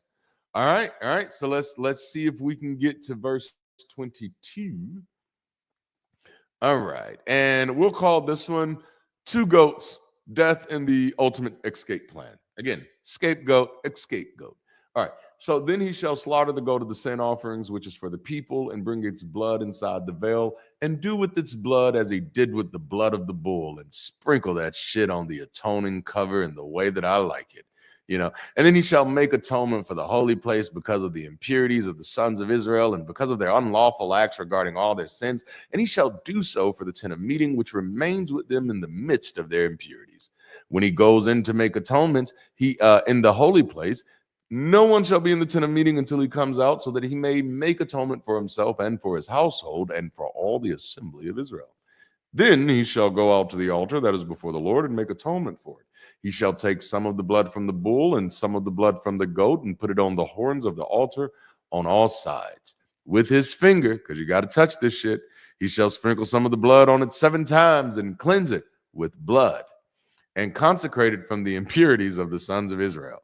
When he finishes atoning for the holy place and the tent of the meeting and the altar, he shall offer the live goat. Now it's a party. Then Aaron shall lay both of his hands on the head of the live goat. And again, I often remind people, the only time you see people laying their hands on anything in scripture, it's to kill it. And this is why in those churches where they practice the laying on of hands, when people fall out, they all call it being slain in the spirit. And I want, actually, a funny little joke here. I just have to tell it because you have to understand how much pseudo-intelligence exists in this arena. There was a very popular gospel artist that stopped being very Christian-like, though still identified as a Christian. His name was Tone. He changed his name to Be Slade, Slade. That was his new, or it might have been YDE, but that was his new artist name. And he said that it was named because he said, when you listen to my music, you be slayed in the spirit. And he was trying to say slain, but they're so disconnected from the concept of that. Yes, this is slain as in SLAIN, as in you dead, motherfucker. You know what I'm saying? Which means that, especially those churches where they use this language, every time somebody falls out, they're cosplaying death. Which interestingly enough is one of the defining characteristics of mystery cults. Mystery cults often have these several rites of passages that are often cosplaying death. It's very interesting, right? Enlightening. The more you know type of stuff, right? All right. And so, and in the goat, where are we at? Oh, verse 21. Then Aaron shall, he's laying his hands on it, confessing over all the wrongdoings of the sons of Israel and all their unlawful acts. Regarding all their sins, he shall place them on the head of the goat and send it away into the wilderness by the hand of a man who stands by. So he's going to take all of those sins, and just by saying them, those sins are going to go on the head of the goat, and then the goat is just going to go in the wilderness. And then Aaron shall come into the tent of the meeting and take off the linen garments. Remember the tissue paper that he's wearing, which he put on when he went into the holy place, and he shall leave them there, and he shall bathe his body. All right, so I'm going to stop right here real quick so I can kind of jump into this. So we're kind of in the good stuff now, right? This is the scapegoat ritual. Aaron takes 2 goats. Goat number 1 gets sacrificed, well, because Leviticus loves blood, right? And then goat number 2, aka the scapegoat, which I want to see that movie now. Aaron lays his hands on it, transfers Israel's sin onto the poor thing. Again, hamdallah bela bela, give me the power, I beg of you type of situation, and then sends it into the wilderness to never return. Now, I'm pulling on this Chucky, hamdallah bela bela, give me the power, I beg of you type of imagery to show you how fucking foolish this is, all right? Just to let you know, hey, that's the same principle that's going on, So like, and this is the ancient equivalent of blaming your problems on an innocent party, right? Goat did nothing, but hey, goat, because I said these words over you, they're not my sins anymore. They're yours now. You know what I'm saying? And then sending them off so you don't have to deal with them and pretending that all your mistakes have literally walked away. This is peak religious avoidance, and this is where these behaviors come from.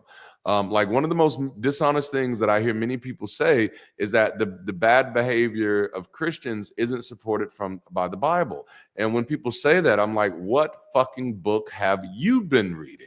Because there is no bad behavior that you get from Christians. There's precedence for all of their behavior. All of their bad behavior has scriptural precedence. The problem is most of us most people have bought into a fluff version of a book you've never fucking read. And so this is why even atheists be like, oh no, Jesus was like the greatest guy in the world. If you haven't read this shit, stop saying that, because I promise you, if you read this, there's nothing great about this guy. Like, even when they quote stuff, you have to force his stuff to be good. They say, well, Jesus says that you should love your neighbor as yourself. If you do not hear how fucking exclusive that is, you're dumbass. He could have said, love everybody the way you love yourself. He could have said love, period. But no, he says, love God and love your fucking neighbors. He literally condemns several cities to death and damnation. That's in the red letters. He physically assaults people that didn't do shit to him on property that did not belong to him. That's going into somebody else's store, not liking what they're selling, and then trying to destroy their stuff. Now you see where they get it from. They get it from Jesus. All right? So for all of the secular folk who are praying to or hoping that I wish Christians would act more like Jesus, this is how you get this shit, motherfucker. Stop that. You know? Colonization is because of the Great Commission. You know, I'm gonna stop. You know. So again, this is peak religious avoidance. And instead of learning from your mistakes, changing behavior, or making amends, you just load up a goat with your failures and yeet it into the desert. You know, if this worked today, therapists would be out of a job. You know, like this is insane. This is insane. All right, I'm coming back to check the chat before we try to close this chapter out. Let's see if my screen closes. Man. So we transfer the crimes to corporations. Boom. That works. I'll take it. It's so crazy to me that my teachers at private Christian school would just read verses like that with slaughtering goats and blood. And we're just 6-year-olds like, when is snack time or recess, man? If you close your eyes, Darante turns into Lakeith Stanfield. That is hilarious. Wait, no battle armor of rightness. I love it. All right, y'all are amazing. All right, can y'all hang out with me enough to finish this chapter? Let's see how it gets. Oh yeah, we don't have that much more, so we'll close it out here. We'll finish this up. We're going to read verse 23, which I had started overlapping it, so we'll pick up at 25. Then he shall offer up in smoke the fat of the sin offering on the altar. All right, we're getting breakfast ready now. The one who released the goat as the scapegoat shall wash his clothes and bathe his body with water. Then after he shall come into the camp. Now, I have a question that I've never had before while reading this. Is he bathing in front of everybody? Is this something? I mean, because remember, this is a community event. And so is he like just going to strip down and everybody going to watch him? Because then at this moment, like, this shit has been kinky so far, but this is an entirely different type of kink than I really expected. And it's making me wonder back through all of them. Where it says, okay, now you got to go take a bath. Is this a bath where the priest is watching? Like, is this like a reenactment of the Garden of Eden and those butt naked parties that God used to like? Where like this is now like a reenactment, you know, in order to be pure, you got to be butt naked in front of the priest. I don't know. I'm just wondering, because like, are they going home to take a bath? Is there a designated public bathing area? And then I'm just imagining staph infection. Like, yikes. Like, how is this working? Is this like one of those scenes in Game of Thrones where Cersei is walking down, you know, to the Red Keep? Shame. And people are throwing shit at her and she's butt ass naked. I mean, that's the opposite of being clean, but it is being unclean. So, I mean, same principle. I'm just wondering. All right. So, all right. So, damn, we got through that.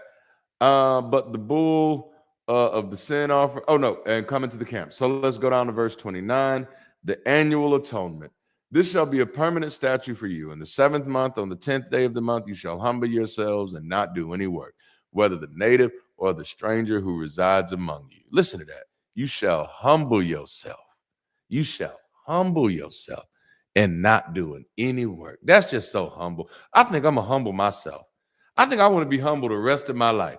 I just want to be so damn humble. That's beautiful. I just love the way to put it. You shall humble yourselves and not do any work. That's not how humility was presented to me.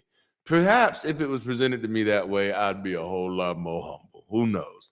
For it is on that day the atonement shall be made for you to cleanse you. You will be cleansed from all your sins before the Lord. It is to be a Sabbath of solemn rest for you, so that you may humble yourselves. It's a permanent statute, so that the priest who was anointed and ordained to serve as priest in his father's place shall make atonement. He shall put on the linen garments, the holy garments, the tissue pajamas, and make atonement for the holy sanctuary. And he shall make atonement for the tent of meeting and for the altar. And so, okay, I just want to say this real quick. When we hear holiness, I want us to hear that word. Every time we hear the word holy or holiness, I want us to hear excuse to kill or excuse to rob. Because every time you see that word in scripture, that's what it is. It is an excuse to kill somebody or an excuse to rob somebody, either of their physical possessions or their personal sense of agency and autonomy. That's what the fuck holiness is. All right. And so he shall make atonement for the priest and for all the people of the assembly. Now you shall have this as a permanent statute, to make atonement for the sons of Israel for all their sins once every year. And just as the Lord commanded Moses, so he did. And so this is the grand finale. And if I could name this section, I would name it Burn Everything and Take a Bath. Damn, why did it make Love the Way You Lie coming? Like immediately, burn everything and take a bath. Two things flashed through my mind. Love the Way You Lie with Eminem and Rihanna, because there's fire in that video. But then also that scene from Waiting to Exhale where Bernie is setting all the shit on fire in the car. Like both of it, burn everything and take a bath. So maybe the inspiration for that video and the inspiration for that moment in that movie came from Leviticus. See there, Leviticus is inspiring violence to this very day. Isn't it beautiful? Isn't it lovely? So once the bloodbath is over, the high priest takes a full bath before re-entering civilization.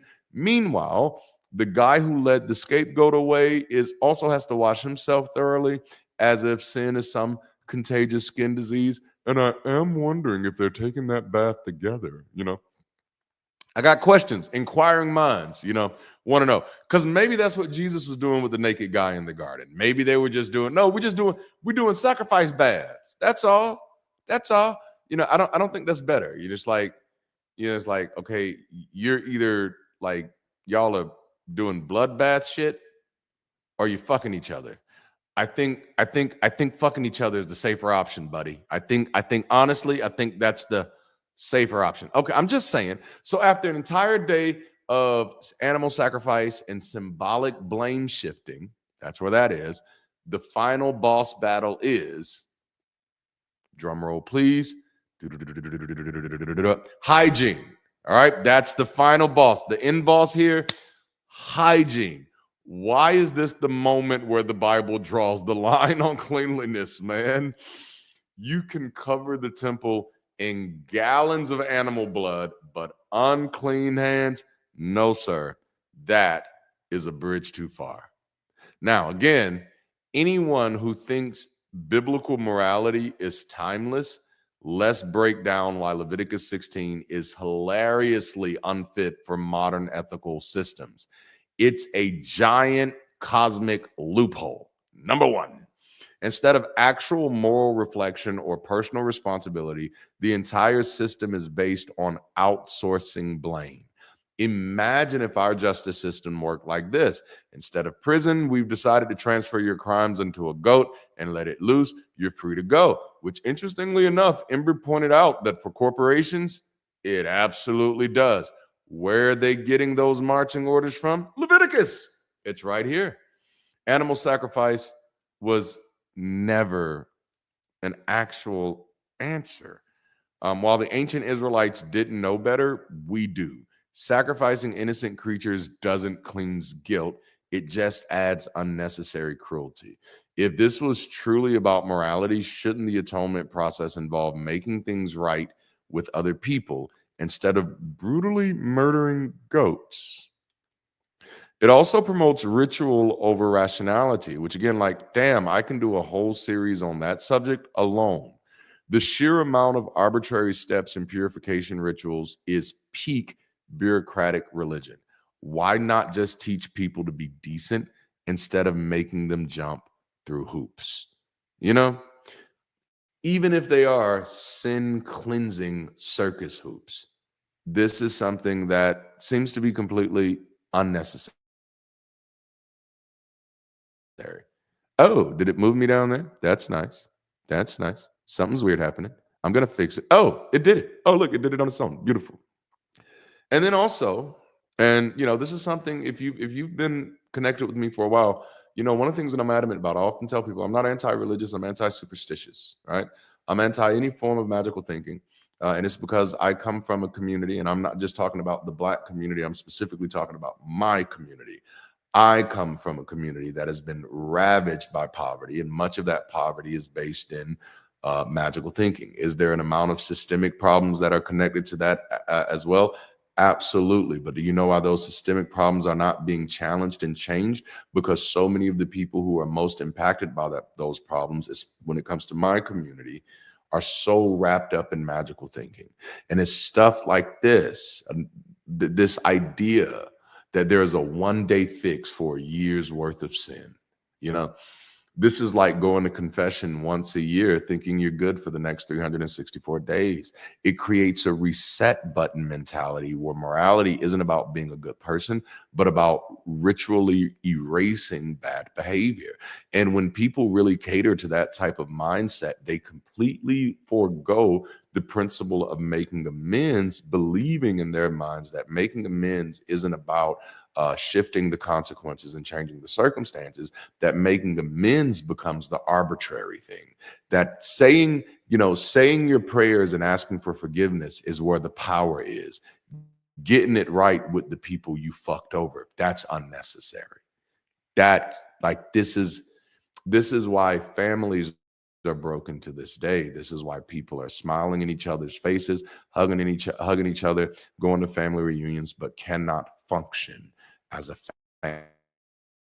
family. It is because of all of this type of magical thinking that has so permeated our social identities that we do not know how to critically engage everyday life.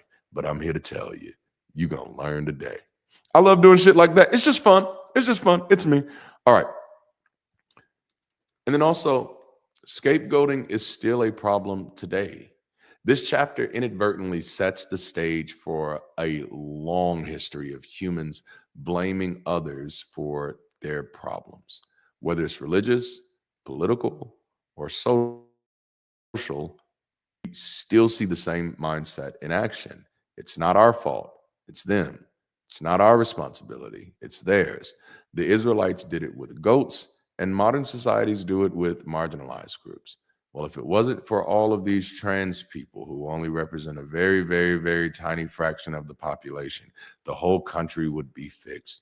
Well, if it wasn't for these Black people who, again, represent a small percentage of the population, then we wouldn't have all of these serial killers who just so happen not to be Black. I had to say it. I had to say it because nobody else says it. I mean, dear folk, some of y'all do just a wonderful job of defending us, and I love it. But I'm always shocked that when these violent statistics are thrown out there, we're never talking about serial killers, which is one of my, that's all another conversation. I'm not going to get there. Listen, okay, off subject real quick. I'm going to get back to what we're talking about here. Off subject. I've been thinking about doing a video before Black History Month closes out. I don't know if I want to do it or not. I mean, no, let me take it back. I know I want to do it.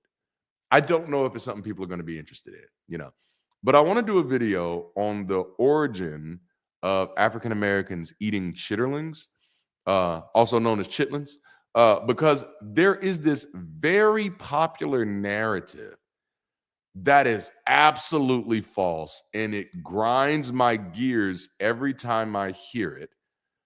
And I want us to stop spreading false narratives. And it's so easy to do. And here's a hint.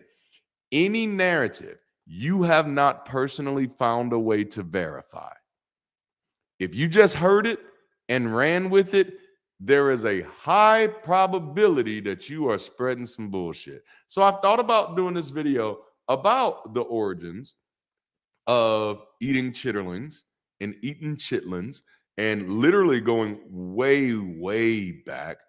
And then to also highlight how spreading these false narratives build false cultural identities and social attachments that become harmful and misleading. So I've thought about it. Man, that's the one. That's the one, Maya. Because I think it's slave food. That's what you always hear. It's slave food. And I'm like, in order to say that, you have to overlook centuries of history of Western African cuisine. You have to overlook centuries of history of West Indian cuisine. You have to overlook centuries of history of South American cuisine. You even have to overlook centuries of history of European cuisine. And so, but the fact, and this one is easy. It's so easy to debunk, but and that's kind of the reason why I want to talk about that one, because I want to remind us that we are so biased as a species that anything that sounds like it can be true to us, we like to gravitate to it. But I would like us to remember that anything that sounds like an oversimplification probably is, because that's not how life works. And again, sociologist guy here. That's just not how life works. That's not how things work. When we hear stuff like that, we should think about these little anecdotes and urban legends that we've heard over the years, which have been very popular in American culture. We have so many false narratives about our presidents. We have so many, and they're not all like, something conspiracy. It's just a little cute story we told that unfortunately just was never based in anything really true, really substantive. And that's one of my pet peeves. I don't like stuff that's not substantive. And it just created a lot of harmful rhetoric. And then even for the Black community, that rhetoric became downright divisive, which is fucking childish, but it became, downright divisive. If you eat chitlins, you spitting on our ancestors. Are you serious? Get the fuck out of here. But anyway, two of my mentors, if you will, they used to have conversations about this a lot because one of them was a Muslim. You've probably heard of him, El Hajj Malik Shabazz. Maybe you've known him as Malcolm X, or maybe even Malcolm Little, known as the Prince in a Nigerian tongue. But him, he was not a pork lover, not a lover of the pork for religious reasons. One of his right-hand men at the time, right before he died, was a person who's known as Dr. John Henrik Clarke. They used to have that conversation about the pig all the time, and John's, his approach was, hey boy, that pig saved your grandmama's life. You better be grateful for that pig. And I always thought that was a funny way to tell the story. Anyway, okay, so back to regularly scheduled programming. As I was saying, scapegoating is still a problem today, and oftentimes, just like in the book of Leviticus, you take something that is unable to defend itself, you take something that has no voice in the conversation, and you make it carry your sins. When you think of that behavior, I want you to think of Leviticus. Every time you see somebody trying to take some marginalized group and make them the bearers of the sins of the whole nation, I want you to remember Leviticus. I want you to remember that shit is biblical. I want you to remember it, and I want you to remember it for every generation that is to come. That almost all of human behavior that has been inhumane has been biblical. Keep that shit in mind, So Leviticus chapter 16 is less of a moral guide and more of an ancient cleaning service for sin. It's like where the pavement is a pile of dead animals and one very confused goat who just watched another goat get slaughtered. You know what I'm saying? If Yahweh was truly all powerful and wise, wouldn't he come up with a better system than kill one, exile the other, and take a bath? I often remind people, because people say, the way God's forgiveness works is, in order for God to forgive, there must be blood. There is no remission of sins without blood. This is scripture. However, Jesus, when asked by Peter, if someone sins against me, how many times I have to forgive him? And Jesus basically says, forgive him as many times as you can, 70 times 7. Why is it that humans have a higher standard for forgiveness than God does? Why is it that as a human, I can just forgive, which, by the way, you'll learn about me if you've not watched my video. I don't practice forgiveness. I find forgiveness absolutely unnecessary. I just move the fuck on. As long as you don't do that shit again, we good. And if you continue to do that shit, I just learned my lesson. But there's no need to forgive. You don't owe me shit. I don't have that type of power over you. So me personally, in spite of what a lot of these pseudo professionals use, I find forgiveness to be an outdated terminology, and to be only necessary if you are so immature to believe that your hurt feelings control somebody else. I'm sorry, that's just me. Not trying to make you feel bad. That's just me. It's just me. It has no utility for me. But to imagine that Christians have a practice of forgiveness where you do something wrong, you tell them, I'm sorry, and I forgive you. But God says, I am so fucking weak that I can't forgive anybody unless something dies. That's not a position of strength. That's not a position of power. That is a position of pettiness. That is a position of weakness. Every human being who is capable of forgiving anybody without killing something, without requiring blood, without requiring the death of anything, is automatically more powerful than the God in this book. That's just how that cookie crumbles. If nothing else, this chapter proves that humanity's first solution to moral problems was to blame something else and hope for the best. And thousands of years later, we're still doing it, just with fewer goats and more hashtags. So next time someone tells you the Bible is some ultimate source of moral authority, remind them that Leviticus 15 and Leviticus 16 is just an elaborate way of saying, it wasn't me, it was the goat. Oh, that's where Shaggy got it from. It wasn't me. You said you called me an accountant. It wasn't me. All that good stuff. All right, let me get back to the chat before we close out tonight. Man, we've had an excellent time. We actually got through 2 chapters. I told y'all I'm gonna work my behind off to get us back on pace to where we're getting at least through 4 chapters a night. Otherwise, we're never gonna get through this book, unless we start doing pre-recorded stuff. But even then, like just reading, I don't know. We'll talk through it. Let me see what's on the chat. Oh, snap. Cherry jumped in. I like that. Cherry on the go. That is dope. That is dope. I knew who it was immediately. Well, listen, man, I hope y'all have enjoyed tonight's show. I'm going to close this, and maybe that'll stop me from lagging a little bit. And it's probably because I got everything up supersized, too. Because I have old people eyes, and maybe that's ageist. I shouldn't say it that way. I just have bad eyes. There are old people who have better eyes than I have. And I mean just honestly, and I'm not too far away from old myself. I just pressed X on one of the tabs, so if I froze up, it ain't my fault. Well, that's the thing tonight, right? It wasn't me. It was the goats. It was the goats, right? It was the goats. Well, listen, I hope y'all have enjoyed tonight. Please let us know how you felt in the comments. Let other folks know that this is the best secular Bible study in the land, where we are going to commit to learning the Bible while being free to laugh at the bullshit. We're going to have a good time. We are celebrating hitting 10,000 subscribers. Next Friday, I am planning one hell of a celebration and one hell of a fundraiser, because we're getting ready to take this show on the road. And what I mean when I say that is we're actually just getting serious. Last year, we introduced you to who we are and the work that we're doing. And this year we're getting ready to do the work. We're building out. So we're formalizing. This is some Avengers Assemble level shit right here.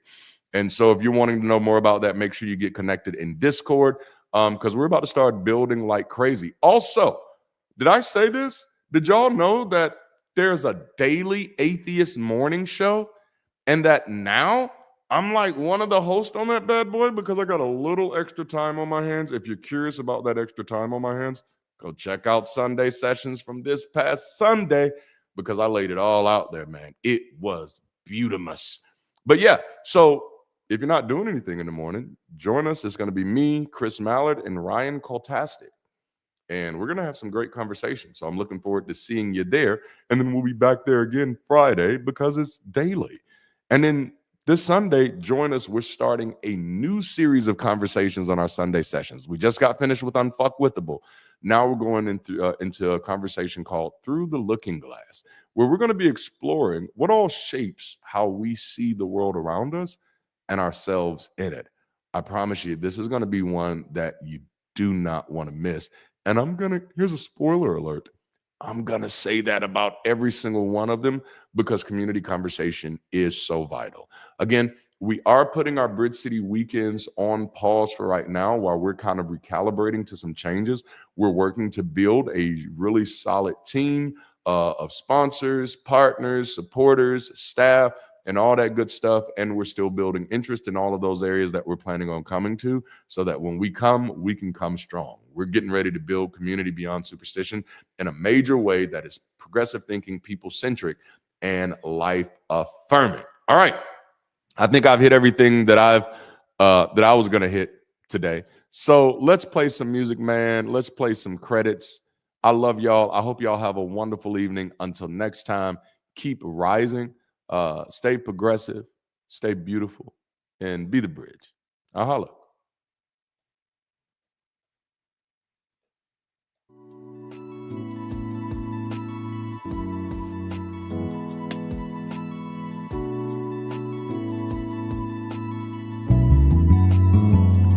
I finally found the agency to live in my authenticity. Ooh.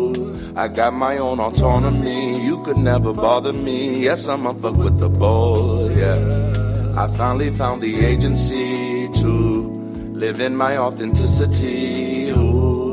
I got my own autonomy. You could never bother me. Yes, I'm on fuck with the ball.